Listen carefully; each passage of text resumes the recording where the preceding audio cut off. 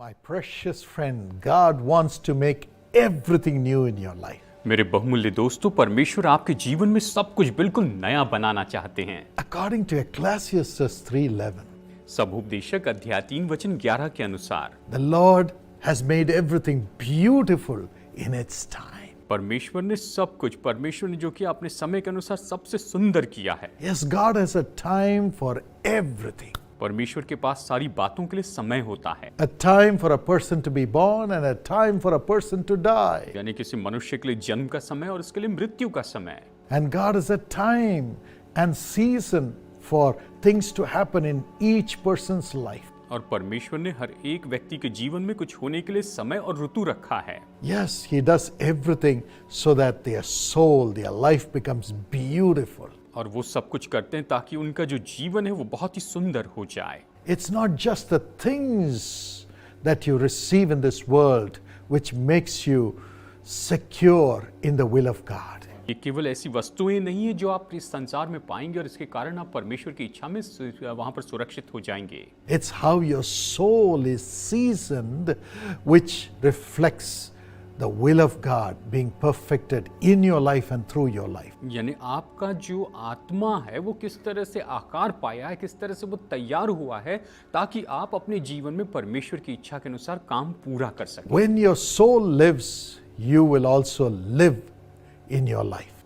जब आपका आत्मा जीवित होगा तब आप अपने जीवन में जीवित रहेंगे। So He does everything beautiful in its time for your soul to become beautiful. तो वो अपने समय के अनुसार सब कुछ बहुत ही सुंदर बनाते हैं ताकि आपका जो आत्मा है वो सुंदर हो सके, सुंदर हो सके। So you and I have to follow the timetable of God and the path which God has laid for us. तो हमें परमेश्वर के समय सारणी का पालन करना है और उस मार्ग का पालन करना है जो परमेश्वर ने हमारे लिए रखा है। That's why God gives us the Holy Spirit. और इसीलिए परमेश्वर ने हमें पवित्र आत्मा दिया है। In Romans 8:26 and 27, रोमियो 8:26 और 27 में the Holy Spirit prays through us and brings us into the will of God. पवित्र आत्मा हमारे द्वारा प्रार्थना करता है और हमें परमेश्वर की इच्छा में लेकर आता है। And in John 14:26, और यूहन्ना 14:26 में हम देखते हैं the Holy Spirit leads us into all truth.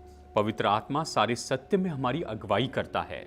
And in John 16 and verse 13, और यूहन्ना 16 और वचन 13 में the Holy Spirit leads us into the future which God has prepared for us. पवित्र आत्मा हमें हमारी उस भविष्य में अगुवाई करता है जो परमेश्वर ने हमारे लिए तैयार करके रखा है। He shows you the future वो आपको भविष्य दिखाता है and leads you into the future. और भविष्य में वो आपकी अगुवाई करता है। And everything becomes beautiful and happens beautifully in its time according to God's plan in our life. और सब कुछ जो है वो हमारे जीवन में परमेश्वर की जो योजना है उसके अनुसार सब कुछ उसके समय के अनुसार बिल्कुल सुंदर हो जाता है। So surrender to the will of God for God's beautiful works to be performed in your life. इसलिए परमेश्वर की इच्छा को समर्पित हो जाए ताकि परमेश्वर के सुंदर काम आपके जीवन में किए जा सके। When you walk according to God's will, जब आप परमेश्वर की इच्छा के अनुसार चलते हैं, firstly, He restores everything in your life. सबसे पहले वो आपके जीवन में सब कुछ नया बनाते हैं।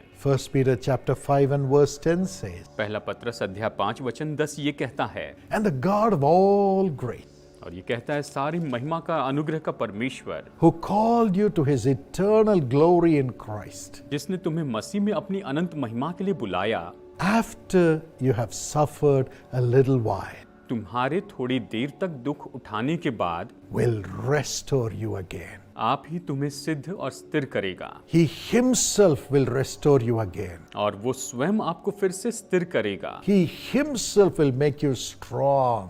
और वो स्वयं आपको बलवंत करेगा। He Himself will make you firm. और वही आपको मजबूत करेगा। He Himself will make you steadfast. और वही आपको स्थिर करेगा।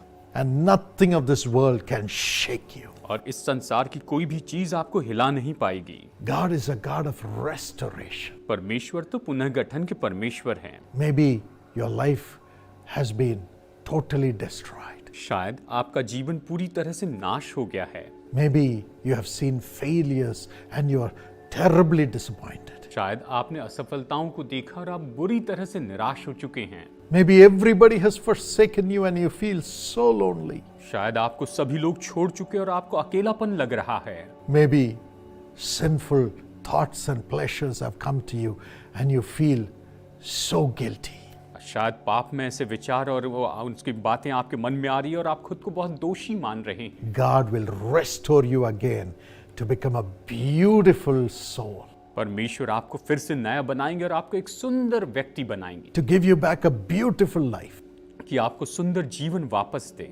For that, उसके लिए according to Jeremiah 30 and verse 17, यिर्मयाह 30 वचन 17 के अनुसार the Lord will restore you to health, परमेश्वर आपको पुनः गठित करेगा, तंदुरुस्ती देगा, heal your wounds, आपके जख्मों को चंगाई देगा, because you have been called an outcast. क्योंकि आपको तो बाहर वाला बुलाया गया है। You have become a person whom nobody cares about. तो ऐसे व्यक्ति हो गए जिसकी कोई परवाह नहीं करता है।